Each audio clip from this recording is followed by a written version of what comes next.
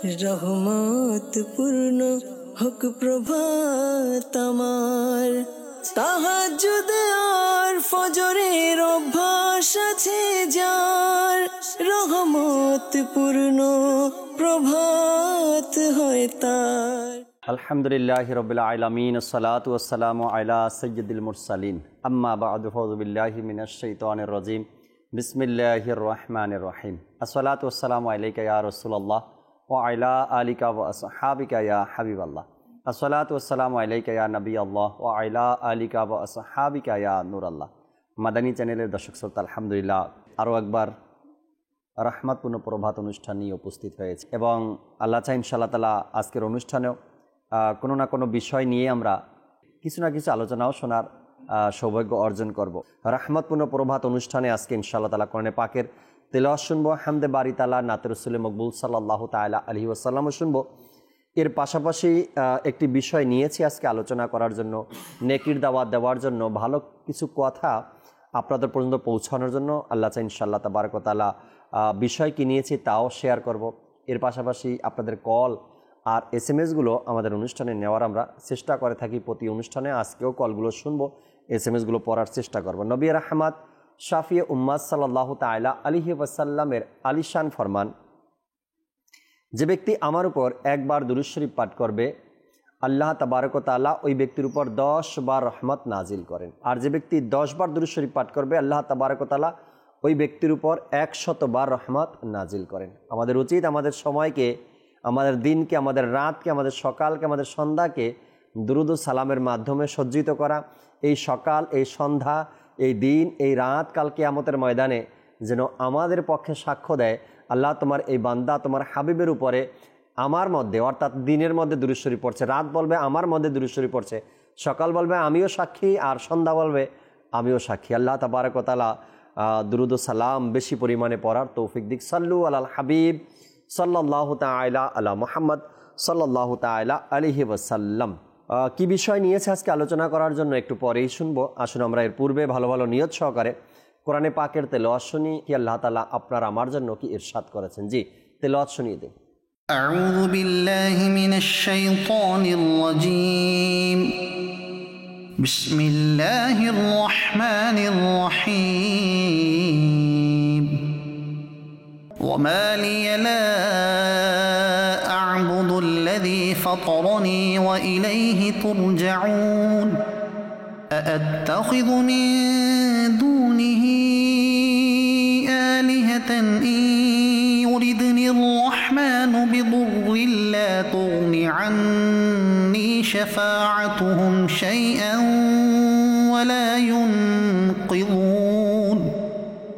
ইন্নী ইযাল লাফী দালালিন মুবিন। সাদাকাল্লাহুল আযীম। সুবহানাল্লাহ, সুবহানাল্লাহ। আল্লাহ তাবারক ওয়া তাআলা এই আয়াতে কারিমাগুলোতে পথভ্রষ্ট যারা আছে তাদের ব্যাপারে আলোচনা করেছেন, সৎ পথে যারা আছেন তাদের কথাও বর্ণনা করেছেন এবং চমৎকার কিছু আয়াতে কারিমার তেলাওয়াত শুনলাম। যখন এর টিকা আমরা দেখব, শানে নুজুল আমরা দেখব, তখন না বুঝবো যে আল্লাহ তাবারক ওয়া তাআলা এই আয়াত কোন সকল ব্যক্তিদের জন্য ইরশাদ করেছেন। কোরআনে পাকে যতগুলো ঘটনা আমরা শুনি, কোরআনী ঘটনা, প্রত্যেকটা ঘটনার পিছনে কোনো না কোনো ঘটনা আছে।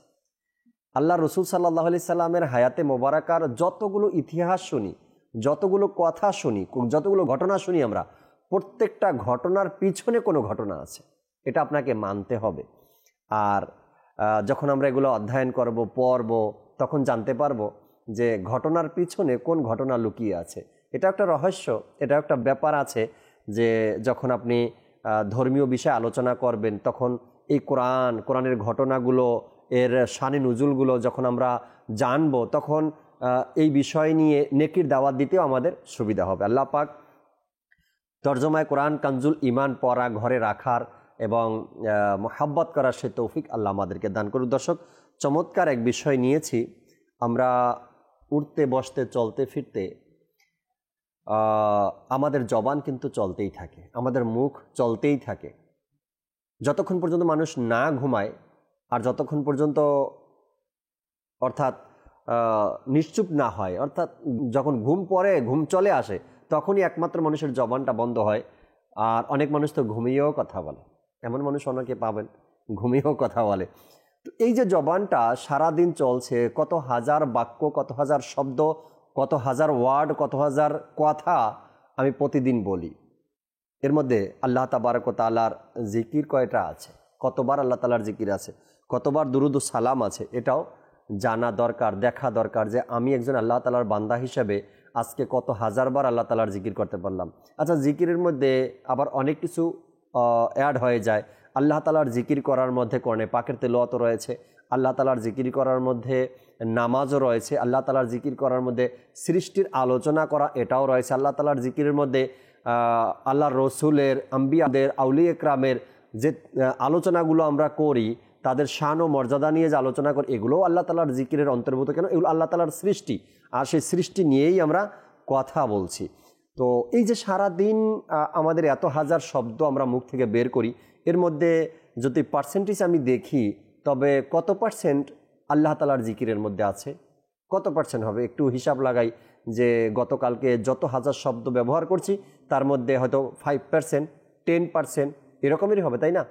কিন্তু একজন উম্মত হিসাবে, আমার নবীর, আল্লাহ তাআলার বান্দা হিসাবে আমার ধরন কেমন হওয়া দরকার, আর আল্লাহ তাআলার জিকিরের মধ্যে ফজিলত কি রয়েছে, বিশেষ করে আউলিয়া ইকরাম আল্লাহ তাআলার জিকিরে নিজেকে কিভাবে ব্যস্ত রাখতেন, এই সকল বিষয়গুলো নিয়ে আল্লাহ চাই ইনশাআল্লাহ তাআলা আজকে কথা বলার চেষ্টা করব। বিষয় জিকরুল্লাহর মজলিস এবং এর প্রভাব, অর্থাৎ আল্লাহ তাআলার যে সকল মজলিসের মধ্যে আল্লাহ তাআলার জিকির হয় এবং এর প্রভাব কি রয়েছে, তাও আমরা জানার চেষ্টা করবো। আল্লাহ চাই ইনশাআল্লাহ তাবারক ওয়া তাআলা।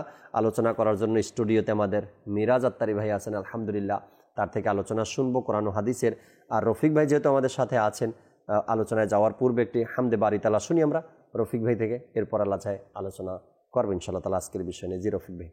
প্রিয় ইসলামী ভাইরা ও মাদানী চ্যানেলের দর্শক শ্রোতা, আসুন হামদ শরীফ পড়ার পূর্বে ভালো ভালো নিয়ত করে নিই। আমি নিয়ত করছি আল্লাহ তার রসুলের সন্তুষ্টির জন্য হামদ শরীফ পড়ব। আপনারও নিয়ত করে নিন আল্লাহ তার রসুলের সন্তুষ্টির জন্য সওয়াবের নিয়তে শ্রবণ করবেন।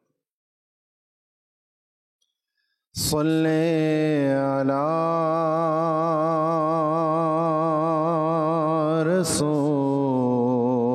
রাসূলিনা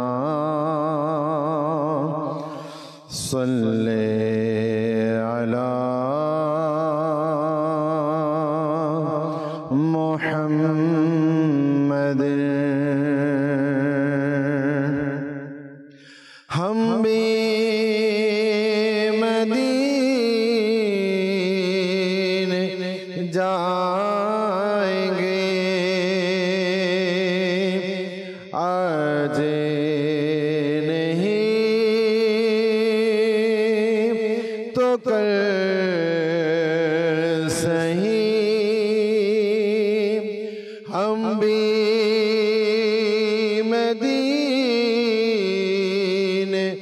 जाएंगे, आज नहीं तो कल सही, आका हमें बुलाएंगे,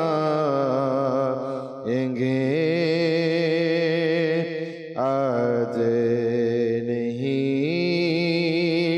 तो कल सही। सल्ले अला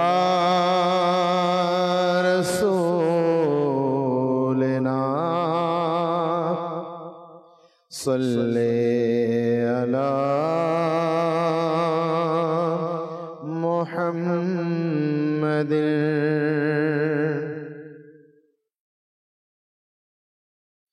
अल्लाह अल्लाह अल्लाह अल्लाह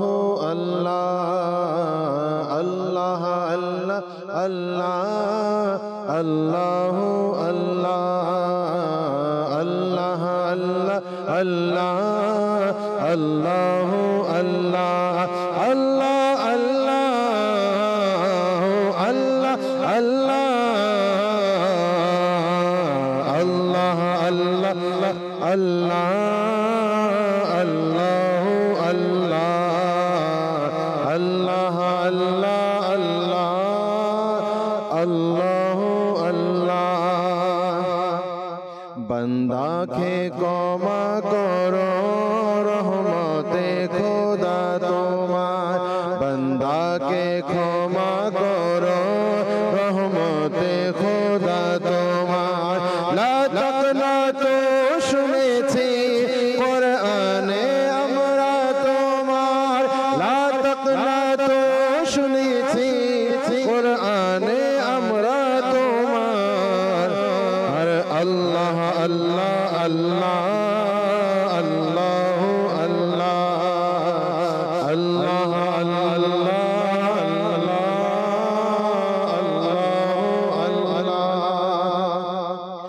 বঞ্চিত থাকবো কেন মন ভরে নেব বঞ্চিত থাকবো কেন মন ভরে আমরা নেব দয়ালু আল্লাহ তুমি ভিখারি আমরা তোমার দয়ালু আল্লাহ তুমি ভিখারি আমরা তোমার আল্লাহ আল্লাহ আল্লাহ আল্লাহ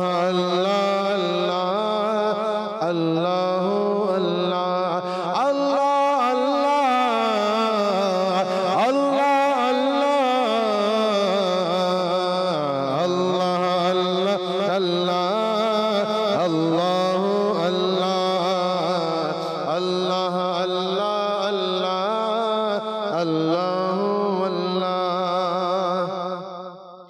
মুমিন মুসলমান আমরা বলবো যে সত্য কথা মুমিন মুসলমান আমরা বলবো যে সত্য কথা নবীর উম্মত আমরা বান্দা খোদা তোমার নবীর উম্মত আমরা বান্দা খোদা তোমার আল্লাহ আল্লাহ আল্লাহ আল্লাহ আল্লাহ আল্লাহ আল্লাহ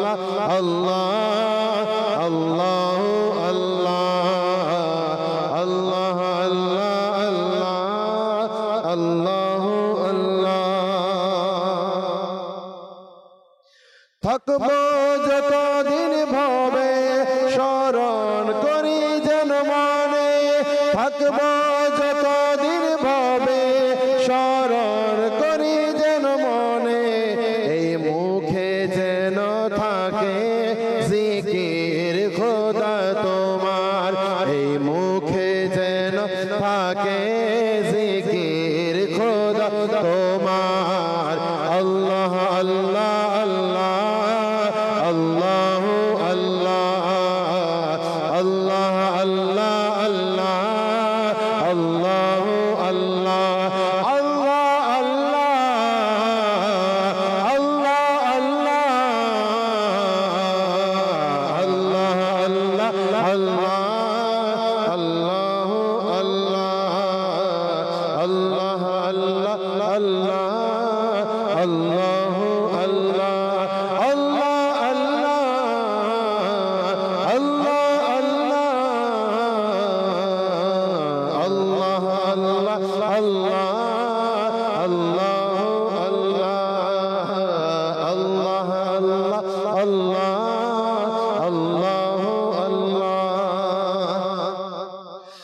शम्सुद्दुहा मोहम्मद बदरुद्दुजा मोहम्मद शम्सुद्दुहा मोहम्मद बदरुद्दुजा मोहम्मद সকল নবীর সেরা যিনি হাবিব তোমার সকল নবীর সেরা যিনি হাবিব তোমার আল্লাহ আল্লাহ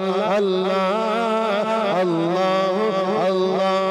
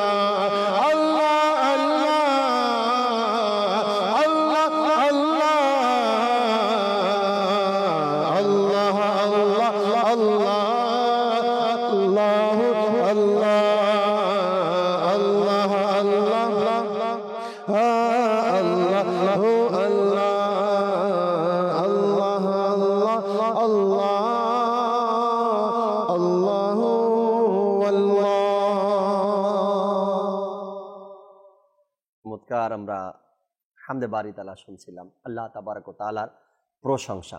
দর্শক, আজকে যে বিষয় নিয়েছি হামদে বারি তাআলার সাথে আজকে বিষয়ের মিল, অর্থাৎ হামদে বারি তাআলা হলো আল্লাহ তাআলার প্রশংসা, আর জিকির করাও আল্লাহ তাআলার প্রশংসা। আর আজকের বিষয় আপনি এটা ধরে নিতে পারেন পারা 17 আর সূরা আম্বিয়ার 87 নম্বর আয়াতের উপর যদি কোনো ব্যক্তি আমল করতে চায় তবে আজকের বিষয় কিন্তু তার জন্য। সূরা আম্বিয়া আয়াত নম্বর 87 আল্লাহ তাআলা কি ইরশাদ করছেন, কানজুল ঈমান থেকে অনুবাদ, অতঃপর অন্ধকার রাশির মধ্যে ডাকলো, কোনো উপাস্য নেই তুমি ব্যতীত, পবিত্রতা তোমারই, নিশ্চয়ই আমার দ্বারা অশোভন কাজ সম্বোধিত হয়েছে। আল্লাহ তাবারক ওয়া তাআলার যেই আয়াতে কারিমা ইরশাদ করা, হযরত সাদ রাদিয়াল্লাহু তাআলা আনহু থেকে বর্ণিত, রাসূল আকরাম সাল্লাল্লাহু তাআলা আলাইহি ওয়াসাল্লাম ইরশাদ করেন, হযরত ইউনুস আলাইহিস সালাম মাছের পেটে যখন দোয়া করলেন তখন এই বাক্য বলছিলেন, লা ইলাহা ইল্লা আনতা সুবহানাকা ইন্নী কুনতু মিনাজ জালিমিন। যে মুসলমান এই বাক্য দ্বারা কোনো উদ্দেশ্যে দোয়া করবে তবে আল্লাহ পাক তা কবুল করে নেবেন।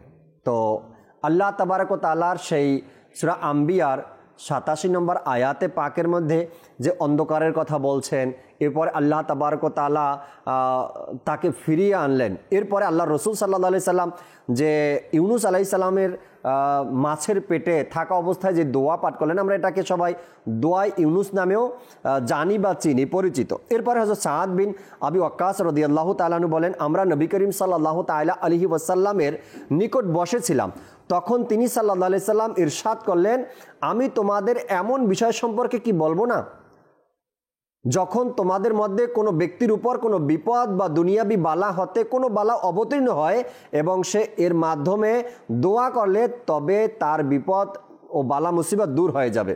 তখন হুজুর সাল্লাল্লাহু তাআলা আলাইহি সাল্লামকে আরজ করা হলো, কেন নয় ইয়া রাসূলুল্লাহ, আপনি বলুন।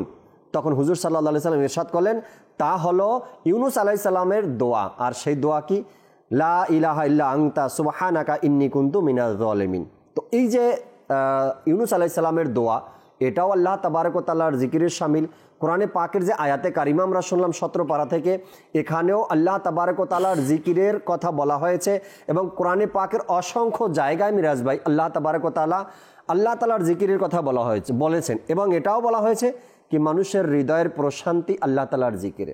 যখন গুনাহ করতে করতে করতে করতে মানুষের অন্তর কালো হয়ে যায়, যখন একটা গুনাহ করে তখন অন্তরের মধ্যে একটা কালো দাগ বসে যায়, দ্বিতীয় গুনাহ করে আবার দ্বিতীয় দাগ বসে যায়, এভাবে করতে করতে একটা সময় মানুষের অন্তরটা এমনভাবে কালো হয়ে যায় তার অন্তরে আল্লাহ তাআলার জিকিরের প্রভাব পড়ে না, অথবা দোয়ায় হাত তুললে, মোনাজাতে হাত তুললে তার কান্না আসে না, ইবাদতের স্বাদ পায় না, ইবাদতে মন লাগে না, হালালের প্রতি সে ধাবিত হয় না, কেন অন্তর তার কালো হয়ে গেছে। তো বলা হয় যখন কোনো ব্যক্তি আল্লাহ তাআলার জিকির করে তখন তার হৃদয় থেকে, অন্তর থেকে ওই কালো মরিচাগুলো আস্তে আস্তে আস্তে আস্তে দূর হতে থাকে। যখন অন্তর পরিষ্কার হয়ে যায় তখন আল্লাহ তাআলার ইবাদতে শান্তি মিলে, হৃদয়ের প্রশান্তি অর্জন হয়, দুরূদ ও সালাম পাঠ করতে ভালো লাগে, নাতে রাসূল শুনতে ভালো লাগে, কোরআনে পাকের তিলাওয়াত করতে তখন ভালো লাগে। তো আল্লাহ তাআলার জিকির বান্দার হৃদয়ের মরিচা দূর করার এক মাধ্যম এবং এর অসংখ্য ফজিলত রয়েছে। জিকিরের যে প্রভাব শুনবো মিরাজ ভাই থেকে কিছু আলোচনা ইনশাআল্লাহ তাআলা, এরপরে নাতে রাসূল মকবুল সাল্লাল্লাহু আলাইহি সাল্লামও শোনার চেষ্টা করব, আপনাদের কলগুলো অ্যাড করব অনুষ্ঠানে। মিরাজ ভাই যদি কিছু আলোচনা শোনাতেন। আমিন ওয়াসসালাতু ওয়াসসালামু আলা খাতামুন নবিয়্যিন আম্মা বা'দ ফাউযু বিল্লাহি মিনাশ শাইতানির রাজীম বিসমিল্লাহির রহমানির রহিম। অত্যন্ত গুরুত্বপূর্ণ একটি বিষয় যা আমাদের জীবন রিলেটেড। আপনি শুরুতে যে বিষয়গুলো যে আল্লাহ পাকের জিকির করা, যা তাসকিরাতুল ওয়াইজিন কিতাবের মধ্যে সাইয়েদনা মুজাদ্দিদ আল ফিসানি রহমতুল্লাহি তাআলা আলাইহি বলে যে আল্লাহ পাকের জিকির করা এর পবিত্রতা বর্ণনা করতে গিয়ে বলে, যেভাবে আমাদের অনেক সময় জামা কাপড় যখন আমাদের কি হয়ে যায়, ময়লা হয়ে যায়, তো এটার ধোয়ার প্রয়োজন হয়, তবে যে আল্লাহ পাক যে আমাদেরকে কলব দান করেছে, অনেক সময় দেখা যায় গুনাহকে গুনাহ না মনে করা, এটাও কিন্তু বলা হয় যে তার অন্তর মরে যায়, গুনাহ করতে করতে এক পর্যায়ে তার অন্তর নোংরা হয়ে যায়।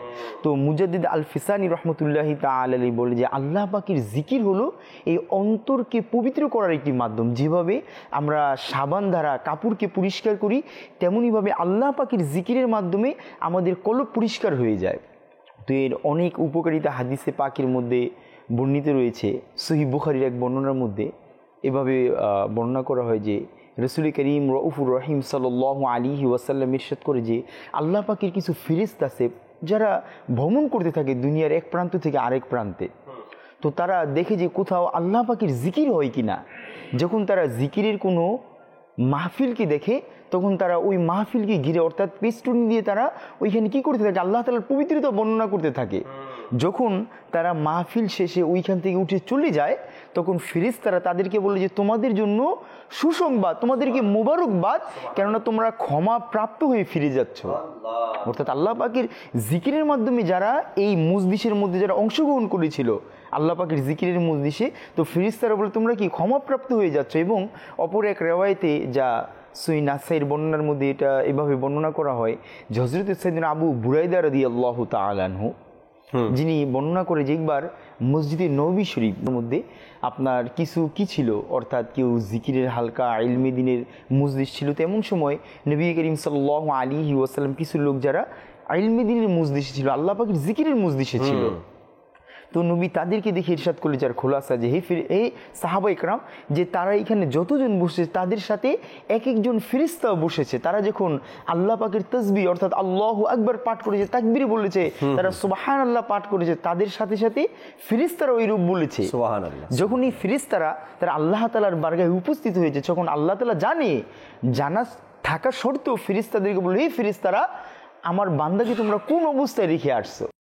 তখন ফেরেশতারা বলে আল্লাহ, তারা তো অর্থাৎ তোমার জিকির অবস্থায় আমরা তাদেরকে রেখে আসছি। তারা যখন সুবহানাল্লাহ পাঠ করছে আমরাও সুবহানাল্লাহ পাঠ করছি, তারা যখন আল্লাহু আকবার পাঠ করছে আমরাও আল্লাহু আকবার পাঠ করছি, আল্লাহু আকবার। তখন আল্লাহ বলে হে ফেরেশতারা, তোমরা সবাই সাক্ষী হয়ে যাও, আমি ওই মজলিসের সবাইকে ক্ষমা করে দিই। আল্লাহ আল্লাহ, জিকিরের প্রভাব তো আল্লাহু আকবার। তখন শুধু তাই না, হাদিসের শেষ অংশে বর্ণনা করা হয় যে তখন কিছু ফেরেশতারা আরজ করল, হে আল্লাহ, ইনাদের মধ্যে তো এমনও গুনাহগার ছিল যাদের গুনাহের কারণে জাহান্নাম মজিব হয়ে গেছে, তাদের ক্ষমার ব্যাপারে আল্লাহ তাআলার বারগাহে ফেরেশতারা এইভাবে বলে। তখন আল্লাহ পাক বলে যার খোলাসা যে যারা এই ভালো মাহফিলের অর্থাৎ আল্লাহর জিকিরের মাহফিলের কি করতে পারে, ইন্তেজাম করে, যারা এটার মধ্যে শামিল হয়ে যায়, তাদের মধ্যে দুর্ভাগ্য কিভাবে থাকে। আল্লাহু আকবার। অর্থাৎ ওই মজলিসের মধ্যে যারাই বসে আল্লাহ সবাইকে ক্ষমা করে দেয়। সুবহানাল্লাহি ওয়া বিহামদি। ইমাম গাজ্জালী রাহমাতুল্লাহি তাআলা আলাইহি তার কিতাবের মধ্যে লিখছেন না কি, যখন কোনো বান্দা রাস্তা দিয়ে হাঁটে এবং সে তাসবিহ পাঠ করতে থাকে, আল্লাহ তাআলার জিকির করতে থাকে, সুবহানাল্লাহ সুবহানাল্লাহ, তো ইমাম গাজ্জালী রাহমাতুল্লাহি তাআলা আলাইহি বলেন ওই রাস্তার পাশে যে গাছগুলো তার সাক্ষী হয়ে যায় যে এই ব্যক্তি আল্লাহ তাআলার জিকির করছে। যদি সে রাস্তার পাশে কোনো পুকুর বা নদী থাকে, সেই নদীর পানির নিচে যে মাছ আছে, মাছগুলো ওই জিকিরকারীর ব্যাপারে সাক্ষী হয়ে যায়।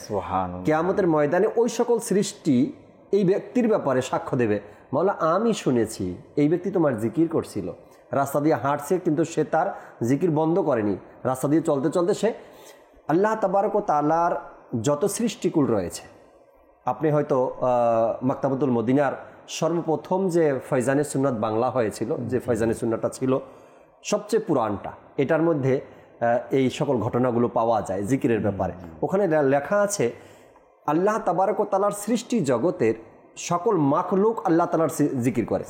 যখন কোনো মাখলুক আল্লাহ তাআলার জিকির করা ছেড়ে দেয় মিরাজ ভাই, তখনই সে বিপদে পড়ে যায়। কোনো মাখলুক যখন জিকির করা ছেড়ে দেয়, যদি গাছের কথা বলি, গাছ যখন আল্লাহ তাআলার জিকির করা ছেড়ে দেয় তখনই সে করাতের নিচে চলে আসে। মাছ যখন জিকির করা ছেড়ে দেয় তখন জালের মধ্যে সে চলে আসে। এভাবে করে ফয়জানে সুন্নাতের মধ্যে বলা হয়েছে কি প্রত্যেকটা মাখলুক আল্লাহ তাআলার জিকির করে। আর একমাত্র আমরাই যারা মানুষ আছি আমরা জিকির থেকে গাফিল, কিন্তু আল্লাহ তাবারক ওয়া তাআলা তারপরও আমাদেরকে ওটা হচ্ছে না আমাদের সাথে, যেটা অন্যান্য মাখলুকের সাথে জিকির বন্ধ করে দিলেই তারা বিপদে পড়ে যায়, কিন্তু আমরা মানুষ আশরাফুল মাখলুকাত, আমরা জিকির বন্ধ করে দিই, কিন্তু আমাদেরকে আল্লাহ তাআলা সেই বিপদ দেন না, শুধুমাত্র আমার নবী সাল্লাল্লাহু তাআলা আলাইহি ওয়াসাল্লামের সাদকায়। বলছিলাম যে রাস্তা দিয়ে যখন কোনো ব্যক্তি হাঁটে তার জিকিরের প্রভাব দেখেন, কাল কিয়ামতের ময়দানে ওই সকল মাখলুক এই ব্যক্তির ব্যাপারে সাক্ষ্য দেবে। যদি তার গুনাহের কারণে সে জাহান্নামের ঘোষণা তার হয়ে যায়, তো এই মাখলুকরা বলবে আল্লাহ এই ব্যক্তি তো জিকিরুল্লাহ করতো, তোমার জিকিরকারী, আমরা শুনেছি সে রাস্তায় চলতে চলতে তোমার জিকির করছিল। তো জিকিরের একটা প্রভাব রয়েছে, সেটা অন্তরেও পড়ে, মানুষের ইবাদতেও প্রকাশ পায় এবং সেটা অন্যান্য মানুষের উপরও সেটার প্রভাব বিস্তার করে যখন কোনো ব্যক্তি আল্লাহ তাআলার জিকিরের মধ্যে নিজেকে ব্যস্ত রাখে। আর জিকির এমন একটা ইবাদত, আপনি চাইলে বসে বসে করতে পারতেছেন। আচ্ছা, যদি আমরা জিকিরের সংজ্ঞা দেখি, কোরআনে পাকের তিলাওয়াত এটাও জিকির। আপনি জিকির করতেছেন, আল্লাহ আল্লাহ করতেছেন, তো একটা সময় এসে আপনার মনে পড়লো যে আমি একটু কোরআনে পাকের তিলাওয়াত করি, এটাও তো জিকির। আল্লাহ পাকের। আবার মনে পড়লো কি আমি 2 রাকাত নফল নামাজ পড়িনি, এটাও আল্লাহ তাআলার জিকির। তো এভাবে করে আপনি আল্লাহ তাবারক ওয়া তাআলার যে সকল বিষয়গুলো এসেছে ইবাদতের ক্ষেত্রে, যেটাই আপনি করেন না কেন সেটাই আল্লাহ তাআলার ইবাদতের মধ্যে শামিল হয়ে যাবে, জিকিরের মধ্যে শামিল হয়ে যাবে। তো এই জন্য জিকিরের জন্য শুধুমাত্র তাসবিহ হাতে নিয়ে সকল কিছু বন্ধ করে দিয়ে এক পাশে বসে আল্লাহ আল্লাহ সুবহানাল্লাহ সুবহানাল্লাহ, জিকিরের ভিতরে এটা, কিন্তু এটার নামই শুধু জিকির না। আপনি যদি দোকানে বসা থাকেন আর সেখানে হালাল রিজিকের অন্বেষণ করেন, হালাল ব্যবসা করেন এবং কাস্টমারের সাথে সত্য বলেন এবং কাস্টমারকে ধোকা দেওয়ার চিন্তা ভাবনা না করেন, সময় মতো নামাজ পড়েন, চোখের হিফাজত করেন, বেপরদা না হন, এটাও তো আল্লাহ তাআলার জিকির। আল্লাহ তাআলা হালাল রিজিকের কথা বলছেন না? সহিহ বুখারীর মধ্যে খুব চমৎকার একখানা হাদিসে পাক এভাবে বর্ণনা করা হয় যে একবার এক নৌজওয়ান সাহাবীর কথা বর্ণনা করে, ইনি কিছু সাহাবা একরাম তার বিষয় এইভাবে বলতে লাগলো যে ইয়া রাসূলুল্লাহ, যদি এই যুবকের এই যৌবনটা আল্লাহর রাস্তায় কি হয়ে যেত, ব্যয় হয়ে যেত, ওয়াকফ হয়ে যেত, তখন নবী সাল্লাল্লাহু আলাইহি ওয়াসাল্লাম ইরশাদ করলেন, সাহাবা একরাম সে যদি, অর্থাৎ সে কি ইনকামরত অবস্থায় ছিল, কোনো এক ব্যবসা বাণিজ্যের কাজে ব্যস্ত ছিল, তখন নবী সাল্লাল্লাহু আলাইহি ওয়াসাল্লাম বলল, সে যদি তার মা বাবার ভরণ পোষণের জন্য কি করে এই মেহনতের মধ্যে লিপ্ত হয়ে যায়, কাজে থাকে, তাহলে সে আল্লাহ পাকের ইবাদতের মধ্যে আছে। যদি সে নিজের স্ত্রী, তারপর ছেলে মেয়ে, তাদের ভরণ পোষণের কাজে সে ব্যস্ত থাকে, অর্থাৎ এই উদ্দেশ্যে সে বাণিজ্যের কাজে কি হয়ে যায়, ব্যস্ত হয়ে যায়, তাহলেও সে আল্লাহ তাআলার ইবাদতের মধ্যে রয়েছে। অতএব এটার মধ্যে এমনটা না আমরা অনেক সময় মনে করি যে শুধু আল্লাহ আল্লাহ এটাই কি আপনার জিকিরের শামিল না। এটা আলহামদুলিল্লাহ এক কথায় আল্লাহ পাককে স্মরণ করা, এটা কিতাব মাধ্যমেই করেন আপনি, যে মাধ্যমেই করেন। এখন আপনি হালাল রিজিকের অন্বেষণ করছেন বা হালাল রিজিকের জন্য আপনি কোন দোকানে ব্যবসা প্রতিষ্ঠানে বসছেন, হালাল রিজিক খেতে হবে, হুকুমটা কার? আল্লাহ, আল্লাহ তাআলার হুকুম। আর এই আল্লাহ তাআলার হুকুমকে পালন করার জন্যই তো আপনি এই চেষ্টা করছেন, এটাও আল্লাহ তাআলার জিকির। এরপরে চোখের হেফাজত করা, কার হুকুম? এটা আল্লাহ তাআলার হুকুম। বান্দা তুমি তোমার চোখের হেফাজত করো, তুমি যদি চোখের হেফাজত করে কবরে আসতে পারো তোমার জন্য জান্নাত। তো সেই আল্লাহর হুকুম, আল্লাহ তাআলাকে রাজি খুশি করার জন্যই চোখের হেফাজতের ট্রাই করছি, আমি চেষ্টা করছি। তো এটাও আল্লাহ তাআলার, অর্থাৎ আল্লাহ তাবারক ওয়া তাআলা যা হুকুম করেছেন, যা আদেশ দিয়েছেন মুসলমানকে, ওই কাজগুলো করতে ব্যস্ত থাকা আল্লাহ তাআলার জিকিরের শামিল। আপনি পর্দা করছেন, পর্দা করবেন, হালাল উপার্জন করবেন, মা বাবার খেদমত করবেন, এরপরে আপনার সন্তানকে সুশিক্ষা শিক্ষিত করার চেষ্টা করছেন। আল্লাহ তাবারক ওয়া তাআলা যতগুলো শরীয়তের হুকুম দিয়েছেন এগুলো মান্য করা, মান্য করে চলতে পারা, চলার চেষ্টা করা জিকিরের শামিল। আল্লাহ তাআলার হুকুমগুলোকে পালন করার আমি চেষ্টায় ব্যস্ত আছি। তো এই যে জিকিরের প্রভাব, এ নিয়ে কিছু কথা ইনশাআল্লাহ তাআলা বলবো। যারা আল্লাহ তাআলার জিকির করছেন তাদের সেই জিকিরের প্রভাবটা কেমন পড়েছে সেটা দুনিয়ার মানুষও দেখেছে, যে জিকির করে সেও এর প্রভাব বিস্তার দেখতে পায় যে আল্লাহ তাআলার জিকিরের মাধ্যমে কি প্রভাব রয়েছে। একটি নাতে রাসূল মকবুল সাল্লাল্লাহু তাআলা আলাইহি সাল্লাম শুনি, এরপর আল্লাহ চাই ইনশাআল্লাহ তাআলা আরও কিছু আলোচনা জিকিরের প্রভাব নিয়ে বলার চেষ্টা করবো। জি রফিক ভাই।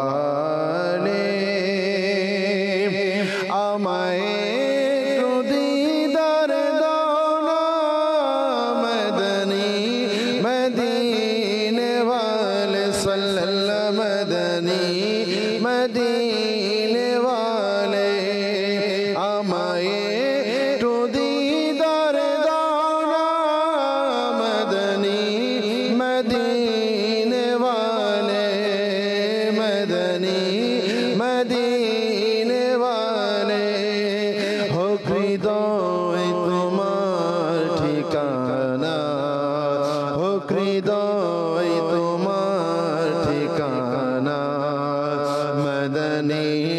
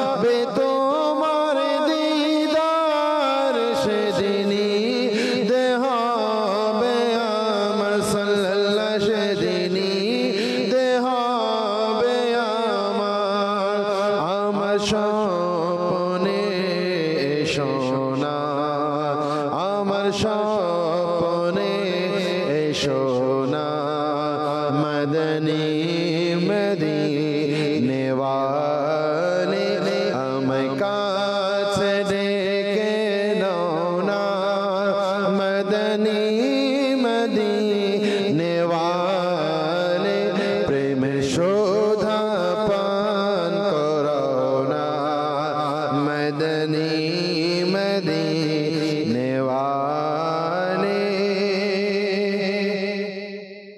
ছেড়ে গেছে মোর প্রিয়জন ছেড়ে গেছে বন্ধু স্বজন ছেড়ে গেছে বন্ধু স্বজন ছেড়ে গেছে মোর প্রিয়জন ভুলে গেছে বন্ধু স্বজন ভুলে গেছে বন্ধু স্বজন হে নবী তুমি ভুলো না হে নবী তুমি বলো না মদনী মদীনে वाले আমায় কাছে ডেকে নাও না মদনী মদীনে वाले প্রেমের শোধা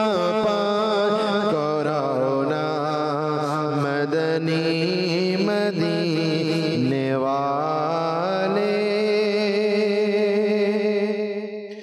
আমি যদিও গুনাহগার তবু মতামি তোমার তবু মতামি তোমার আমি যদিও গুনাহগার তবু মতামি তোমার সাল্লাল্লাহু তবু মতামি তোমার চরণে তোমার রাখো না চরণে তোমার রাখো না মদনী মদীনে वाले আমায় কাছে ডেকে নাও না মদনী মদীনে वाले প্রেমের শোধা পান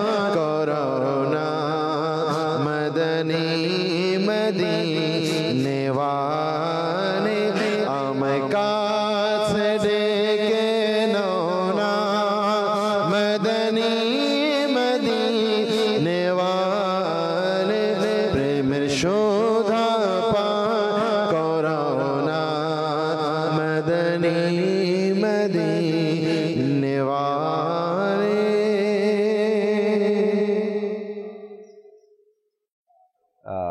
নাতে রসুল মকবুল সাল্লাল্লাহু তাআলা আলাইহি ওয়াসাল্লাম আমরা শুনতেছিলাম। আল্লাহ পাক এভাবে করে সকাল সন্ধ্যা আমাদের আল্লাহ রসুলের নাচ যেন শুনতে পারি, রাত হোক বা দিন হোক আল্লাহ রসুলের যত নাচ শুনবো তত অন্তরে ইশকে রসুল আমাদের বাড়তে থাকবে। দর্শকের কিছু কল রয়েছে আমাদের সাথে, কয়েকটা কল শুনি, এরপরে আলোচনায় ফিরবেন ইনশাআল্লাহ তাআলা। জি, কল শুনিয়ে দিন। জি, আপনার অনুষ্ঠানটা দেখতে খুব ভালো লাগে। অনুষ্ঠানটা আমি একটা চালান শুনতে চাই, প্রিয় নবী কোকিল আমি মদিনা আমার বাগান। কোকিল আমি মদিনায় আমার বাগান শোনাবো ইনশাআল্লাহ তাআলা। যেহেতু রফিক ভাই আমাদের সাথে আছেন, আপনাকে এই কালামটা শোনানোর চেষ্টা করব। পরবর্তী কল দেন। আমার নাম মোহাম্মদ ইদ্রিস আলী। আমরা এই চ্যানেলটা পরিবার সহ দেখি, ভালো লাগে, অনেক কিছু জানা যায়, শিখা যায়। চ্যানেলটা আপনার ভালো লাগে, আপনি দেখেন সব সময়। আশা রাখি নিজেও দেখছেন যেভাবে, পরিবারের সদস্যদেরকেও দেখাবেন, অপর মানুষকেও দাওয়াত দিবেন এই চ্যানেল দেখার জন্য ইনশাআল্লাহ। পরবর্তী কল দেন। আমার নাম আবু রহমান, কুমিল্লা থেকে। আমি একটু নাতে রাসূল শুনতে চাই। ভাগ্য আমার উজ্জ্বল করো হে মোর প্রিয় নবী। ভাগ্য আমার উজ্জ্বল করো হে মোর প্রিয় নবী। সুবহানাল্লাহ, চমৎকার এক কালাম। আল্লাহ তাআলা দয়া করুক, ভাগ্য উজ্জ্বল হোক, আমার নবীর দরবারে যাওয়ার মতো আল্লাহ তাআলা ব্যবস্থা করে দিক। জি, পরবর্তী কল দেন। আমি বগুড়া জেলার ধনুর উপজেলা থেকে। আমি মাদানী চ্যানেল তো সব সময়ের জন্য দেখি, খুব আমার ভালো লাগে। আর আমি আপনাদের এই মাদানী চ্যানেল দেখে আমি ইনশাআল্লাহ 5 ওয়াক্ত নামাজ পড়ি, দোয়া কালাম বহুত শিখতেছি, শেখার চেষ্টা করতেছি। আমি দোয়া করি আপনার চ্যানেল দীর্ঘদিন চালান। সাথেই থাকুন, আল্লাহ তাআলা বরকত দিক। চমৎকারভাবে বলছিলেন। পরবর্তী কল দেন। আমার নাম মোহাম্মদ নাবি, আমি মানকাবাদ শুনতে চাই। মুর্শিদ আমার আত্মার। মানকাবাত শুনতে চেয়েছেন রফিক ভাই, মুর্শিদ আমার আত্মার। এর পাশাপাশি গাউসে পাকেরও কোনো মানকাবাতের 1-2 পংক্তিও শুনিয়ে দিয়েন, যেহেতু গাউসে পাকের মাস চলতেছে, আমরা তার ফয়জ ও বরকত অর্জনের জন্য প্রোগ্রাম করতেছি। জি, আরেকটি কল দেন। আমার নাম হচ্ছে শামসুল ইসলাম। আমি আপনাদের এই অনুষ্ঠানটা প্রতিদিন এই টাইমে বসে বসে দেখি। আপনাদের অনুষ্ঠানটা আমার অনেক ভালো লাগে, এগুলো শুনলে আমার মনটা অনেক শীতল হয়ে যায়। সুবহানাল্লাহ, সুবহানাল্লাহ। আল্লাহ তাবারক ওয়া তাআলা কবুল করে নিক, আল্লাহ তাআলা ভালো রাখুক, সকল দর্শককে আল্লাহ তাআলা ভালো রাখুক। ইনশাআল্লাহ তাআলা অনুরোধের কালামগুলো শুনবো আমরা রফিক ভাই থেকে একটু পরে। জিকিরের প্রভাব যে আছে এবং পরে, এগুলো কিন্তু চমৎকারভাবে কিতাবাদের মধ্যে বর্ণিত রয়েছে, আল্লাহ রসুলের হাদিসে মোবারাকার মধ্যে রয়েছে। হযরত সাইয়েদনা মুহাম্মদ বিন ইসহাক রাহমাতুল্লাহি তাআলা বর্ণনা করেন, হযরত মালিক আশজাই রাদিয়াল্লাহু তাআলা আনহু নবী করিম সাল্লাল্লাহু তাআলা আলাইহি সাল্লামের দরবারে আসলেন আর এসে বললেন, ইয়া রাসূলুল্লাহ, আমার ছেলেকে শত্রুরা বন্দী করে রেখেছে, এখন আমি কি করব? তার ছেলে ছিলেন মুসলমান এবং বন্দী কারা করছেন? শত্রুরা করছে, আর অমুসলিম ছিল তারা। আল্লাহ রসুলে মকবুল সাল্লাল্লাহু তাআলা আলাইহি ওয়াসাল্লাম তখন আগত ওই সাহাবিকে বললেন, ইরশাদ করলেন, তুমি তোমার ছেলের নিকট এই বার্তা পৌঁছিয়ে দাও যে আল্লাহ পাকের রসুল সাল্লাল্লাহু আলাইহি সাল্লাম তাকে অধিক হারে লা হাওলা ওয়ালা কুওয়াতা ইল্লা বিল্লাহ পাঠ করার জন্য নির্দেশ দিয়েছেন। অর্থাৎ ওই সাহাবিকে বললেন, আল্লাহ রসুল, তুমি তোমার ছেলেকে এই সংবাদ পৌঁছে দাও, আমার কথা বলো যে আল্লাহ রসুল তোমাকে বেশি পরিমাণে, যেখানে আছো বন্দী অবস্থায়, সেখানে লা হাওলা ওয়ালা কুওয়াতা ইল্লা বিল্লাহ বেশি পরিমাণে পাঠ করো। হযরত সাইয়েদনা আউফ বিন মালিক রাদিয়াল্লাহু তাআলা আনহুকে শত্রুরা শিকল দিয়ে বেঁধে রেখেছিল, কিন্তু এই ওজিফা, যেটা আল্লাহ রসুল সাল্লাল্লাহু তাআলা আলাইহি ওয়াসাল্লাম ইরশাদ করলেন, এই ওজিফার বরকতে তার শিকল ভেঙে গেল। তিনি শত্রুদের বন্দিশালা থেকে বের হয়ে তাদের একটি উটের যে পাল থাকে যেই পাহাড়ের মধ্যে, সেখানে গেলেন এবং আওয়াজ দিলেন। সেই সাহাবি উটদেরকে আওয়াজ দেওয়ার পরে ওই উটগুলো ওই সাহাবি রাদিয়াল্লাহু তাআলা আনহু অর্থাৎ আউফ বিন মালিক রাদিয়াল্লাহু তাআলা আনহুর পিছে পিছে চলা শুরু করলো, উটগুলো সব। তিনি রাদিয়াল্লাহু তাআলা আনহু তাদের ডাক দেওয়ার সাথে সাথে ওই উটগুলো দৌড়িয়ে আসলো এবং তার পিছনে পিছনে চলা শুরু করলো। তখন আউফ রাদিয়াল্লাহু তাআলা আনহু যখন তার ঘরের সামনে আসলেন, এসে ডাক দিলেন, তো তার মা বাবা অবাক হয়ে গেলেন যে কি অবস্থা, তুমি কিভাবে আসলে, তোমাকে তো শত্রুরা বন্দী করে রেখেছিল। পুরা ঘটনা বললেন। এরপর দেখেন যে বাড়ির সামনে অসংখ্য উট চলে আসছে আউফ রাদিয়াল্লাহু তাআলা আনহুর সাথে। তখন জিজ্ঞাসা করলেন তার মা বাবা যে তুমি এত উট কিভাবে নিয়ে আসলে? তো বলল, আমি তো এগুলোকে নিয়ে আসিনি, আমি এদেরকে ধরে নিয়ে আসিনি, আমি এদেরকে ডাক দিলাম, তো আমার সাথে সাথে সব উট আমার সাথে চলে আসলো। তখন আউফ রাদিয়াল্লাহু তাআলা আনহুর বাবা বললেন যে আমি একবার আল্লাহ রসুল সাল্লাল্লাহু আলাইহি সাল্লামের দরবারে যাব, আর গিয়ে জিজ্ঞাসা করব যে এই উটগুলো আমাদের জন্য হালাল কিনা, কেননা এটা তোমাকে যারা বন্দি করছে তাদের উট, আর এই উটগুলো তোমার সাথে চলে আসছে, আল্লাহ রসুল থেকে জানতে হবে। তখন তার সম্মানিত পিতা প্রিয় নবী সাল্লাল্লাহু তাআলা আলাইহি সাল্লামের দরবারে উপস্থিত হয়ে সম্পূর্ণ ঘটনা বর্ণনা করলেন। তখন প্রিয় নবী সাল্লাল্লাহু তাআলা আলাইহি সাল্লাম ইরশাদ করলেন, এই উটগুলো তুমি যা ইচ্ছা করতে পারো, অর্থাৎ এই উটগুলো তোমাদের জন্য হালাল। জিকিরের এক প্রভাব দেখেন, এক তো তাকে শিকল বন্দি করে রাখার পরও শিকল ভেঙে গেল, এরপরে তিনি ওখান থেকে আসার সময় যারা বন্দি করে রেখেছিল ওই আউফ রাদিয়াল্লাহু তাআলা আনহুকে তিনি যখন ডাক দিলেন, উটগুলো তার সাথে সাথে চলে আসলো। এরপরে যা ঘটলো, আল্লাহ রসুল সাল্লাল্লাহু তাআলা আলাইহি ওয়াসাল্লাম এই ওজিফার ব্যাপারে, লা হাওলা ওয়ালা কুওয়াতা ইল্লা আল্লাহ তাআলার জিকির, এর ব্যাপারে আল্লাহ রসুল সাল্লাল্লাহু তাআলা আলাইহি ওয়াসাল্লামের ইরশাদে কারিমা যা মুসলিম শরীফের মধ্যে আসছে, আল্লাহ রসুল সাল্লাল্লাহু আলাইহি সাল্লাম ইরশাদ করেছেন, লা হাওলা ওয়ালা কুওয়াতা ইল্লা বিল্লাহ পাঠ করো, কেননা এটি জান্নাতের ধনভাণ্ডারের মধ্যে একটি ধনভাণ্ডার। আল্লাহ রসুল প্রশ্ন করলেন সাহাবা একরামকে, আমি কি একটা দরজার কথা বলবো না? তখন সাহাবা একরাম আরজ করলেন, ইয়া রাসূলুল্লাহ, বলুন, অবশ্যই বলুন। তা কি? তখন আল্লাহ রসুল সাল্লাল্লাহু আলাইহি সাল্লাম ইরশাদ করলেন, লা হাওলা ওয়ালা কুওয়াতা ইল্লা বিল্লাহ। এরপর আরেকটা হাদিসে পাকের মধ্যে আসছে, রসুল করিম সাল্লাল্লাহু তাআলা আলাইহি ওয়াসাল্লাম ইরশাদ করলেন, যে ব্যক্তি লা হাওলা ওয়ালা কুওয়াতা ইল্লা বিল্লাহ পাঠ করলো, তবে তার জন্য 99টি রোগের ঔষধ স্বরূপ, এর মধ্যে সবচেয়ে হালকা রোগ হলো চিন্তা ও দুঃখ। অর্থাৎ বোঝা গেল সেই 99টি রোগের মধ্যে সবচেয়ে হালকা সেটা হলো দুশ্চিন্তা, সেটাও দূর হয়ে যাবে মাত্র এই ওজিফার মাধ্যমে। আরেকটা হাদিসে পাকের মধ্যে আল্লাহ রসুল ইরশাদ করেন, হে আলী রাদিয়াল্লাহু তাআলা আনহু, আমি কি তোমাকে এমন বাক্য বলবো না যা তুমি বিপদের সময় পাঠ করবে? আরজ করলেন, অবশ্যই ইরশাদ করুন, আপনার প্রতি আমার প্রাণ কোরবান, সর্বপ্রকার কল্যাণের বিষয়গুলো আমি আপনার নিকট শিখেছি। আলী রাদিয়াল্লাহু তাআলা বললেন। এরপর হুজুর সাল্লাল্লাহু আলাইহি ওয়াসাল্লাম ইরশাদ করলেন, যখন তুমি কোনো বিপদের সম্মুখীন হও তখন এভাবে পাঠ করো, বিসমিল্লাহির রহমানির রহিম, ওয়ালা হাওলা ওয়ালা কুওয়াতা ইল্লা বিল্লাহিল আলিয়্যিল আযীম। অতএব আল্লাহ পাক এর বরকতে যে সমস্ত বিপদ আপদকে ইচ্ছা করেন দূর করে দিবেন। তো রসুল আকরাম সাল্লাল্লাহু আলাইহি সাল্লাম এই যে এক ওজিফা, এই যে এক জিকির লা হাওলা শরীফ পাঠ করা, এর ব্যাপারে কতটা উৎসাহ দিয়েছেন। চারটা বাণী আল্লাহ রসুলের শুনলাম, এবং এক সাহাবী বন্দী ছিলেন, তার সেখান থেকে মুক্তির ব্যাপারে আল্লাহ রসুল এই ওজিফাই দিলেন কি তুমি তোমার ছেলেকে বলে আসো বা সংবাদ পাঠাও যেন এটাই বলে লা হাওলা ওয়ালা কুওয়াতা ইল্লা বিল্লাহ, বিপদ থেকে বাঁচতে পারবে। আজ আমাদেরও বিপদ আসে মিরাজবে, আমরা দুনিয়ার মানুষের কাছে বলি, আমাদের বিপদ আসলে আমরা বন্ধু বান্ধবকে বলি, আমাদের বিপদ আসলে আমরা যে সমাধান করতে পারবে না তাকেও বলি আমার এই সমস্যা, এই বিপদে পড়ছি, এটা পড়ছি। আল্লাহ রসুল সাল্লাল্লাহু আলাইহি সাল্লামের যে হাদিসে মোবারকা শুনলাম, যদি এর উপরে আমল করি তো আল্লাহ চাই ছোট থেকে ছোট, বড় থেকে বড় সকল বিপদগুলো আমাদের দূর হয়ে যাবে। জি, আরও যদি কিছু শোনাতেন। জি, আলহামদুলিল্লাহ, আমাদের মাকতাবাতুল মদিনা কর্তৃক প্রকাশিত আল ওজিফাতুল করিম একটি কি রয়েছে, আলহামদুলিল্লাহ চমৎকার একটি কিতাব। যদি আল্লাহ করে আমরা এটা অধ্যয়ন করি ইনশাআল্লাহ অসংখ্য বারাকাত। সোশ্যাল মিডিয়াতে কয়েকদিন পূর্বে একটি খুব চমৎকার একটি ভিডিও এইভাবে করা যায় যে জিকিরের বারাকাত কি, সুবহানাল্লাহ, যে একটি এটা আলহামদুলিল্লাহ সাজরে আলিয়া শরীফের মধ্যেও দেওয়া রয়েছে, যে আমরা আলহামদুলিল্লাহ অনেক সৌভাগ্যবান নিয়মিত পাঠ করতে সৌভাগ্য অর্জন করে, যে বিসমিল্লাহি আলা দীনি বিসমিল্লাহি আলা নাফসি, এর একটি বর্ণনা এইভাবে রয়েছে। জাকির ভাই, একবার এক আর কি ধন্য পরিবার যে প্রতিনিয়ত আলহামদুলিল্লাহ সে ধার্মিক ছিল, আলহামদুলিল্লাহ সকাল সন্ধ্যা এই উজিফাগুলো পাঠ করতো নিজের নিরাপত্তার জন্য। তো তার সন্তান আপনার সকালবেলা যখন বের হলো আপনার কোথায় যাওয়ার জন্য, স্কুলে যাওয়ার জন্য, এমন সময় একজন আপনার কিডন্যাপার যিনি তাকে নেওয়ার জন্য ওই বাড়ির সামনে থেকে তাকে নিয়ে যাবে গাড়িতে উঠালো, কিন্তু আল্লাহ তাআলার দয়া তার ওই গাড়ি অর্থাৎ স্টার্ট বা কোনো কাজে হয়ে গেছে। তো যখন তার গার্জিয়ান চলে আসলো এর মধ্যে তাকে রেখে সে চলে গেল। তো এটা আল্লাহ তাআলা এটা এইভাবে না, আমি অসংখ্যবার এটা আলহামদুলিল্লাহ আমি নিজেও আমল করার বরকতে আলহামদুলিল্লাহ নিজের কিছু প্র্যাকটিক্যাল আলহামদুলিল্লাহ উপকার আমি নিজে চোখে আলহামদুলিল্লাহ দেখার সৌভাগ্য অর্জন হলো। অবশ্যই আল্লাহ পাকের এই জিকিরের অফুরন্ত বারাকাত রয়েছে, এবং অসংখ্য জিকির যে আমরা শুরুতেই শুনছিলাম যে শুধু আল্লাহ পাকের জিকির অর্থাৎ লা ইলাহা ইল্লাল্লাহ, আল্লাহু আকবার, সুবহানাল্লাহ, এগুলি তো নিঃসন্দেহে জিকির, অথবা আল্লাহ পাকের স্মরণ করেই কি এক সহিহ তিরমিজির মধ্যে বর্ণনা রয়েছে, যদি আমরা এই বাক্যগুলো পড়ি তাহলে এর উপকারিতা কি।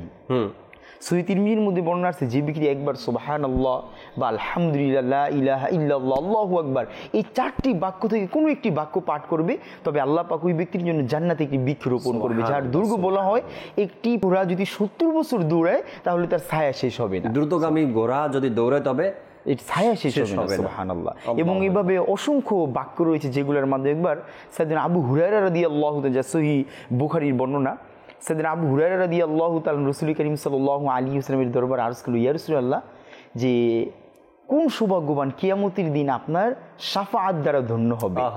তখন নবী করিম সাল্লাল্লাহু আলাইহি ওয়াসাল্লাম ইরশাদ করলো যে হে আবু হুরায়রা, আমার ধারণা ছিল যে তোমার পূর্বেই কেউ আমার নিকট কি করবে, এই বিষয়ে প্রশ্ন করবে, আর আমি এটা বলার জন্য আগ্রহী। তখন নবী করিম সাল্লাল্লাহু আলাইহি ওয়াসাল্লাম ইরশাদ করলেন যে তোমাদের মধ্যে কিয়ামতের দিন আমার শাফাআত দ্বারা সেই ধন্য হবে যে দুনিয়াতে অধিক পরিমাণে পাঠ করবে, অর্থাৎ সত্য অন্তরে নিষ্ঠার সহিত একবার পাঠ করবে লা ইলাহা ইল্লাল্লাহ, অর্থাৎ যদি কেউ যদি ইখলাসের সহিত পাঠ করে নেয় তাহলে কি। এবং তিরমিজি শরীফের মধ্যে আসছে যে সবচেয়ে উত্তম জিকির হলো লা ইলাহা ইল্লাল্লাহ, সবচেয়ে উত্তম জিকির। যদি আমরা ইনশাআল্লাহ এই জিকিরকে, এবং নবী করিম সাল্লাল্লাহু আলাইহি ওয়াসাল্লাম সাহাবায়ে কেরামকে ইরশাদ করলেন, সাহাবায়ে কেরাম তোমরা তোমাদের ঈমানকে নবায়ন করো। আল্লাহু আকবার। সাহাবায়ে কেরাম বলল, ইয়া রাসূলুল্লাহ সাল্লাল্লাহু আলাইহি ওয়াসাল্লাম, আমরা ঈমানকে কিভাবে নবায়ন করব?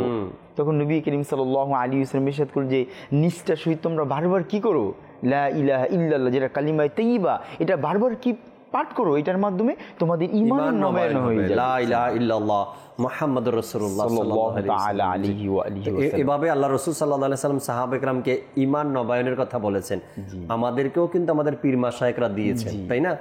ঈমান নবায়নের ব্যাপারে দিয়েছেন, সকাল সন্ধ্যার ওজিফা দিয়েছেন। যারা হক্কানি পীরের কাছে বায়াত গ্রহণ করছেন অবশ্যই আপনাকে সেই তরিকার ফয়েজ বরকত পাওয়ার জন্য আপনার পীর সাহেব যে ওজিফা দিয়েছে, যে সাজরা দিয়েছে, তার মধ্যে আপনাকে যে অজিফাগুলো আছে এগুলো আপনাকে পাঠ করতে হবে, সাজরা পাঠ করতে হবে, তবেই আপনি পাবেন তার বরকত ও ফজিলত। যে তরিকতের মুরিদ আপনি হয়েছেন, যে দরবারের মুরিদ হয়েছেন হক্কানি দরবারের হলে, তো সেখানে যে সাজরা আপনাকে দেওয়া হয়েছে, সাজরার মধ্যে যে আমলের কথা বলা হয়েছে সকাল সন্ধ্যা দিনে রাত্রে, এগুলো আপনাকে পাঠ করতে হবে, তবেই আপনি এর ফয়েজ বরকত পাবেন এবং ফজিলতগুলো পাবেন। হাকিমুল উম্মাত মুফতি আহমদ ইয়ার খান রহমতুল্লাহি তাআলা লিখেন, সুফিয়া ইকরামগণ বলেন যে ব্যক্তি সকাল ও সন্ধ্যায় 21 বার লা হাওলা শরীফ পাঠ করে পানিতে দম করে পান করে নিবে, তবে ইনশাআল্লাহ শয়তানের কুমন্ত্রণা থেকে সে নিরাপদ থাকবে। অর্থাৎ চিকিৎসা একটি, তাই না? শয়তানের কুমন্ত্রণা থেকে বাঁচার এক চিকিৎসা হাকিমুল উম্মাত মুফতি আহমদ ইয়ার খান রহমতুল্লাহি তাআলা এটা দিয়েছেন আমাদেরকে। 21 বার সকালে ও সন্ধ্যায় লা হাওলা শরীফ পাঠ করে এরপর পানিতে দম করে, সেই পানি তবে কুমন্ত্রণাতে সে বেঁচে যাবে যদি সে পান করতে পারে।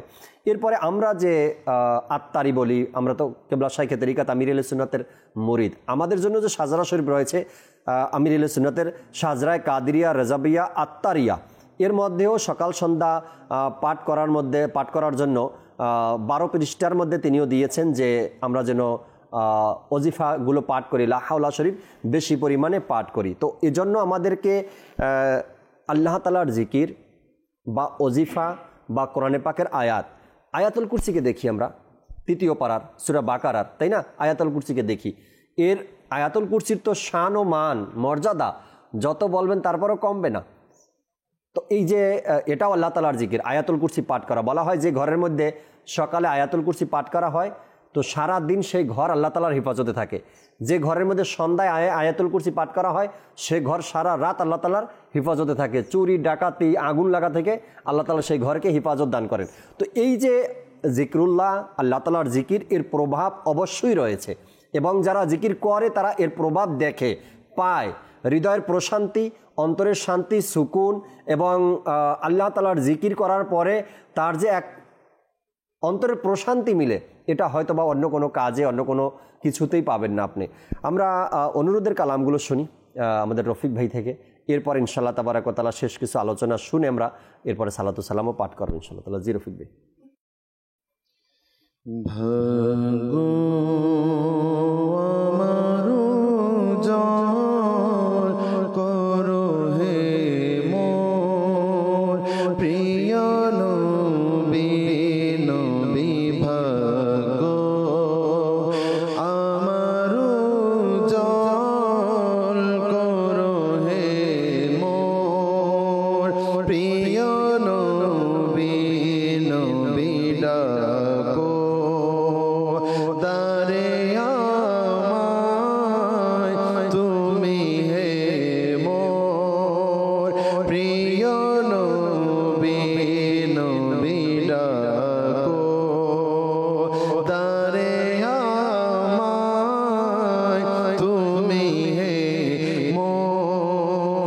প্রিয় নবী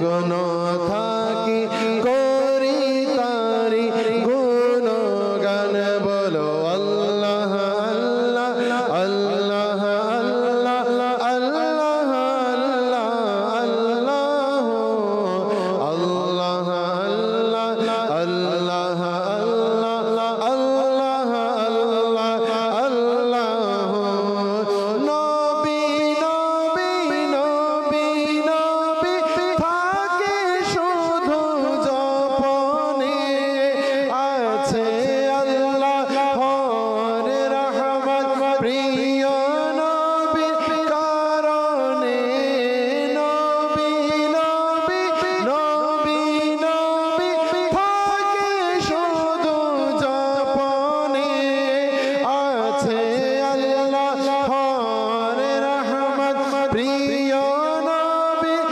কারণে সেই বাগানের কোকিল যারা গায় সদা নবীর শান তারি ধ্যানে মগ্ন থাকি করি তারি গুণগান বলো আল্লাহ আল্লাহ আল্লাহ আল্লাহ আল্লাহ আল্লাহ হো আল্লাহ আল্লাহ আল্লাহ আল্লাহ আল্লাহ হো গৌসল আজম আলা হযরত সেই বাগানে দুটি ফুল তাদের সুবাসে মেতে উঠিল জগৎ কোল গৌসল আজম আলা হযরত সেই বাগানে দুটি ফুল তাদের সুবাসে মেতে উঠিল জগৎ কোল সেই বাগানের কোকিল যারা গায় সদা নবীর শান তাদের ধ্যানে মগ্ন থাকি করি তারি গুণ গান বলো আল্লাহ আল্লাহ আল্লাহ আল্লাহ আল্লাহ আল্লাহ হো আল্লাহ আল্লাহ আল্লাহ আল্লাহ আল্লাহ প্রিয় নবীর কোকিলামি মদিনা আমার বাগান তারি ধ্যানে মগ্ন থাকি করি তারি গুণগান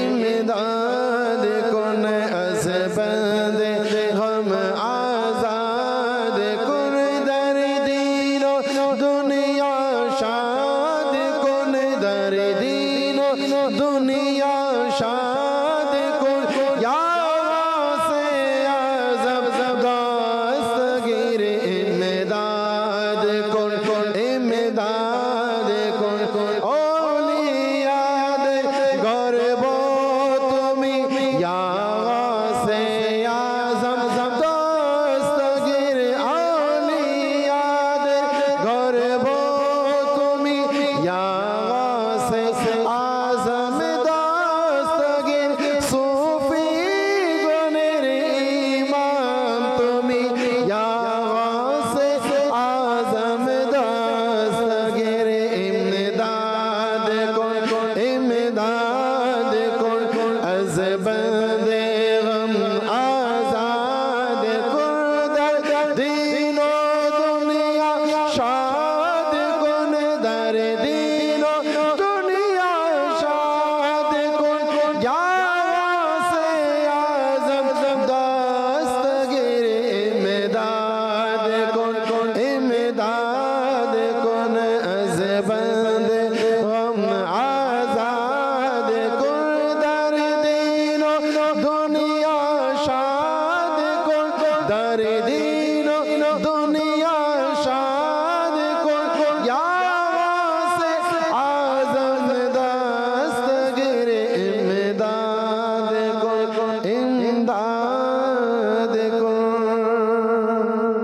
মাশাআল্লাহ মাশাআল্লাহ, চমৎকারভাবে আমরা আপনাদের অনুরোধের কালামগুলো শুনতেছিলাম।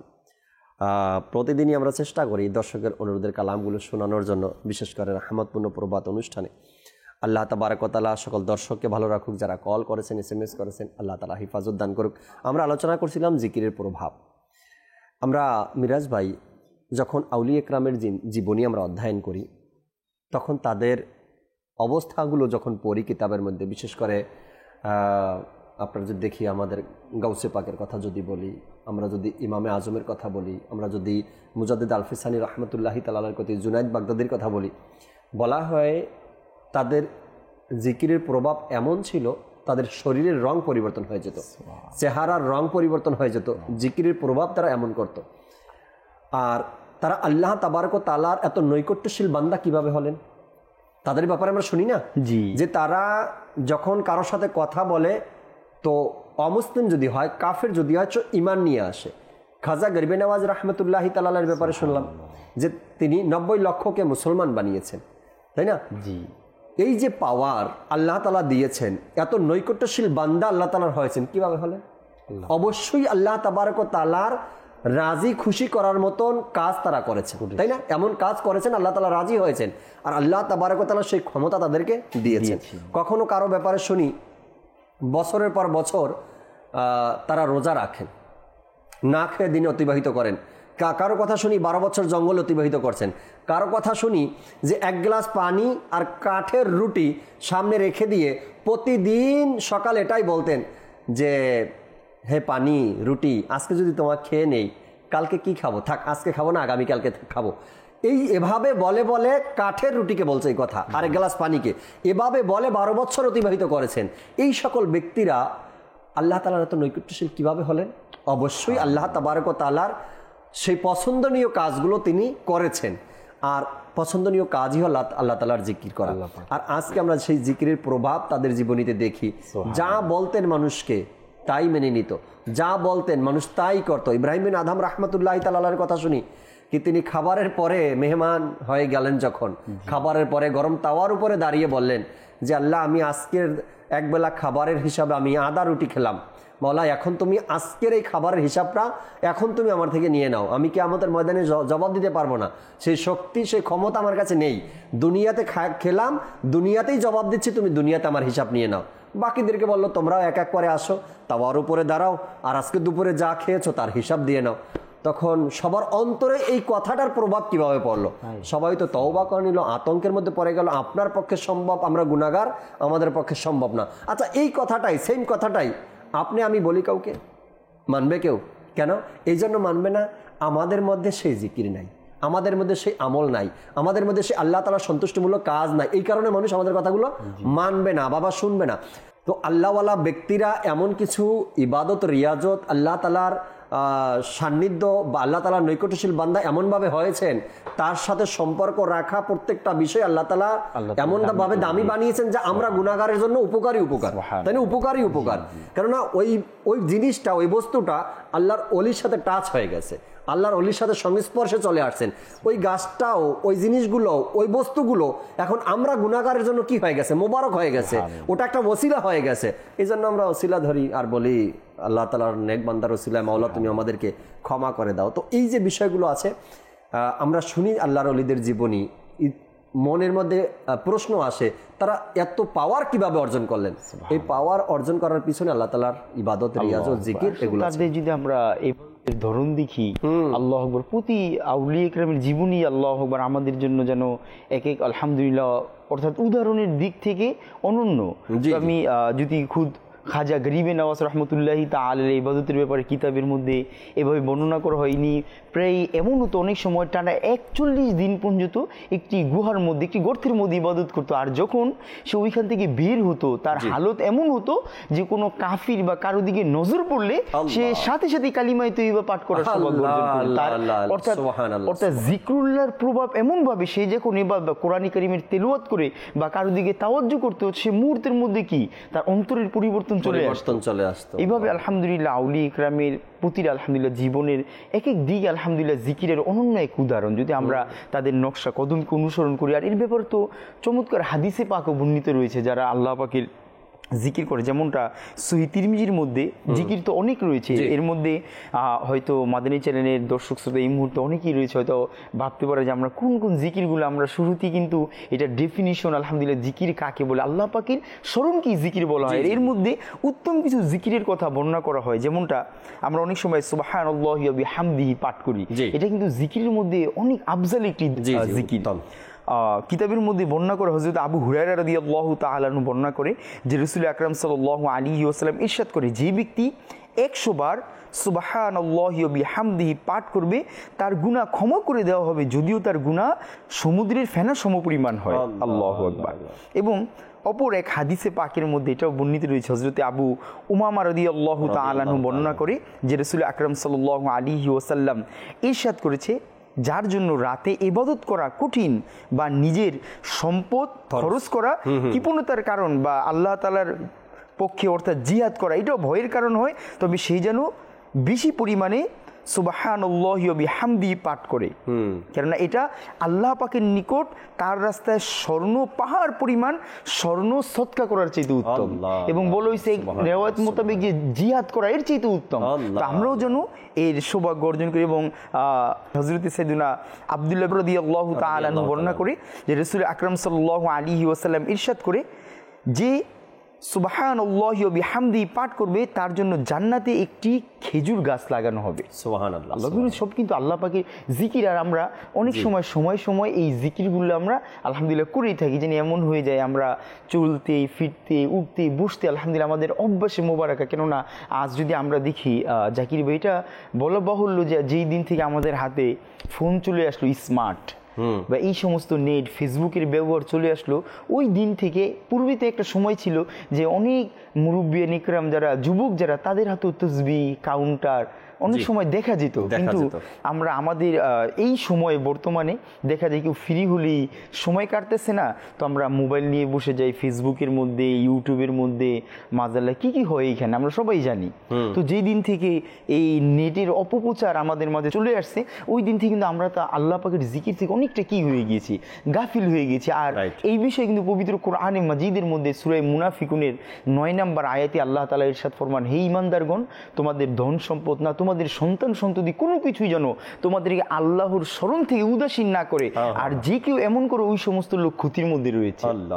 তো আমরা এই সমস্ত যে আল্লাহ তাআলা বলতে যারা আল্লাহ তাআলার স্মরণ থেকে উদাসীন হয়ে যায়, তো আল্লাহ বলে ওই সমস্ত লোক ক্ষতির মধ্যে রয়েছে। অবশ্যই আল্লাহ তাআলার জিকির থেকে যারা উদাসীন থাকে তারা অবশ্যই ক্ষতির মধ্যে রয়েছে। কোরআনে পাকের অসংখ্য জায়গায় আল্লাহ তাআলা নিজেই ইরশাদ করেছেন তার জিকির করার ব্যাপারে। কয়েকটি আয়াতে কারিমার তর্জমা শুনি আমরা, এরপর ইনশাআল্লাহ তাআলা সালাতু সালাম পাঠ করব। আল্লাহ তাআলা কোরআনে পাকের মধ্যে সূরা বাকারার মধ্যেই ইরশাদ করেন, তোমরা আমার জিকির করো, আমিও তোমাদেরকে স্মরণ করব, এবং আমার কৃতজ্ঞতা প্রকাশ করো, অকৃতজ্ঞ হইও না। এখানে আল্লাহ তাআলা নিজের জিকিরের কথা বলেছেন, তোমরা আমার জিকির করো। আর এক জায়গার মধ্যে আল্লাহ তাআলা সূরা রাদের মধ্যে ইরশাদ করেন, যারা বিশ্বাস স্থাপন করে এবং তাদের অন্তর আল্লাহ তাআলার জিকির দ্বারা প্রশান্তি লাভ করে, জেনে রাখো আল্লাহর জিকির দ্বারাই অন্তরসমূহ শান্তি পায়। এখানেও সূরা রাদের মধ্যে আল্লাহ তাআলা তার জিকিরের কথাই ইরশাদ করেছেন। আর এক জায়গার মধ্যে আল্লাহ তাআলা ইরশাদ করেন, অতঃপর যখন নামাজ সম্পন্ন করো তখন দণ্ডায়মান উপবিষ্ট ও শায়িত অবস্থায় আল্লাহর জিকির করো। এখানেও আল্লাহ তাআলা নিজের জিকিরের কথা বলেছেন। এরপর আরেক জায়গাতে সূরা আহজাবের মধ্যে আল্লাহ তাআলা ইরশাদ করেন, হে ঈমানদারগণ, তোমরা বেশি বেশি আল্লাহ তাআলার জিকির করো এবং সকাল সন্ধ্যায় আল্লাহর পবিত্রতা ও মহিমা ঘোষণা করো। এখানেও আল্লাহ তাআলার জিকিরের কথা বলেছেন, সকাল সন্ধ্যায় পবিত্রতা মহিমা, এটাও আল্লাহ তাআলার জিকির। এরপর আল্লাহ তাআলা আরেক জায়গাতে ইরশাদ করেন, এটাও সূরা আহজাবের মধ্যে, আল্লাহর অধিক জিকিরকারী পুরুষ ও জিকিরকারী নারী তাদের জন্য আল্লাহ তাআলা প্রস্তুত করে রেখেছেন ক্ষমা ও মহা পুরস্কার। এভাবে যদি আমরা দেখি কোরআনে পাকের অসংখ্য জায়গায় আল্লাহ তাআলা আরও ইরশাদ করেছেন। এক জায়গাতে সূরা নাহলের মধ্যে আল্লাহ তাআলা বলেন যে, অতএব জ্ঞানীদেরকে জিজ্ঞেস করো যদি তোমাদের জানা না থাকে যে আল্লাহ তাআলার জিকির কি। তো আল্লাহ তাআলা জ্ঞানীদেরকে অর্থাৎ আলিমদেরকে জিজ্ঞাসা করতে বলছেন যে আল্লাহ তাআলার জিকির কি, যদি তোমরা এ বিষয়ে না জানো। তো আল্লাহ তাআলা কোরআনে পাকের অসংখ্য জায়গায় নিজের জিকিরের কথা ইরশাদ করেছেন, হুকুম দিয়েছেন, বলেছেন। তো আল্লাহ তাআলার জিকির যদি আমরা সবসময় জারি রাখতে পারি, নিজের কলব পরিষ্কার হবে, চেহারা নুরানিয়াত বেড়ে যাবে এরপরে আমল ইবাদতের মধ্যে শান্তি পাবো, মন লাগবে ইবাদতের মধ্যে, কোরআনে পাকের তেলাওয়াতের মধ্যে মন লাগবে। মুমিন হওয়ার যে আলামতগুলো বলা হয়েছে সূরা মুমিনের মধ্যে, এই মুমিন হওয়ার যে আলামত এগুলোও নিজের মধ্যে অর্জন হবে, কোয়ালিটিটা নিজের মধ্যে অর্জন হবে। আল্লাহ তাবারক ওয়া তাআলা আল্লাহ তাআলার জিকির করার এবং জিকিরের মধ্যে নিজেকে ব্যস্ত রাখার সেই তৌফিক আল্লাহ তাআলা আমাদেরকে দান করুক। আমিন বিজাহিন নবিল আমিন সাল্লাল্লাহু তাআলা আলাইহি ওয়াসাল্লাম। আগামী পর্বে আবারও নতুন একটি বিষয় নিয়ে আলোচনা করার চেষ্টা করব। ততক্ষণ মাদানী চ্যানেলের সাথেই থাকুন। আসুন আমরা দাঁড়িয়ে সালাতু সালাম পাঠ করি। ইয়া নবী সালামু আলাইকা, ইয়া রাসূল সালামু আলাইকা, ইয়া হাবিব সালামু আলাইকা, সালাওয়াতুল্লাহ আলাইকা, রাহমাতুল্লাহ किताज वाले दो जहां के राज वाले, अर्श की मेराज वाले, आसियों के लाज वाले, या नबी सलाम अलैका, या रसूल सलाम अलैका, या हबीब सलाम अलैका, सलावतुल्लाह अलैका। मैं अगरचे हो कमीना, तेरा हूँ शाहे मदीना, मुझे सीने से लगाना, मदनी मदीने वाले, या नबी सलाम अलैका, या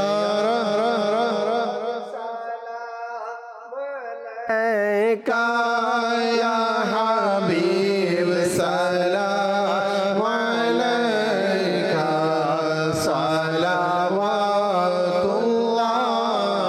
अलैका, मुस्तफा जाने रहमत पे लाखों सलाम, शम्अ बज़े में हिदायत पे लाखों सलाम। ओसे आज़म इमाम मुस्तफा वरनों का, जलवाए शान कुदरत पे लाखों सलाम, मुस्तफा जाने रहमत पे लाखों सलाम, शम्अ बज़े में हिदायत पे लाखों सलाम,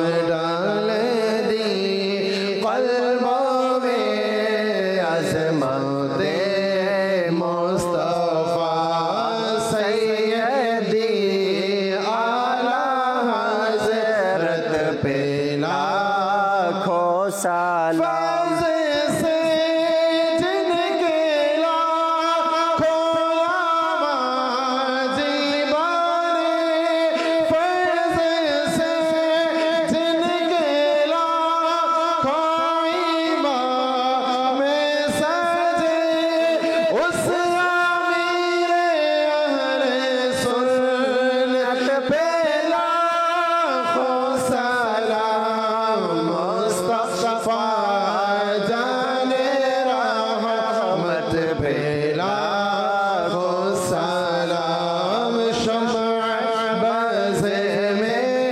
हिदायत पे लाखों सलाम। अस्सलातु वस्सलामु अलैका या रसूलल्लाह, अस्सलातु वस्सलामु अलैका या हबीबल्लाह, सुब्हानक अल्लाहुम्मा व बिहम्दिका লা ইলাহা ইল্লা আনতা আস্তাগফিরুকা ওয়া আতুবু ইলাইক সুবহানাকা আল্লাহুম্মা ওয়া বিহামদিকা লা ইলাহা ইল্লা আনতা আস্তাগফিরুকা ওয়া আতুবু ইলাইক সুবহানাকা আল্লাহুম্মা ওয়া বিহামদিকা লা ইলাহা ইল্লা আনতা আস্তাগফিরুকা ওয়া আতুবু ইলাইক।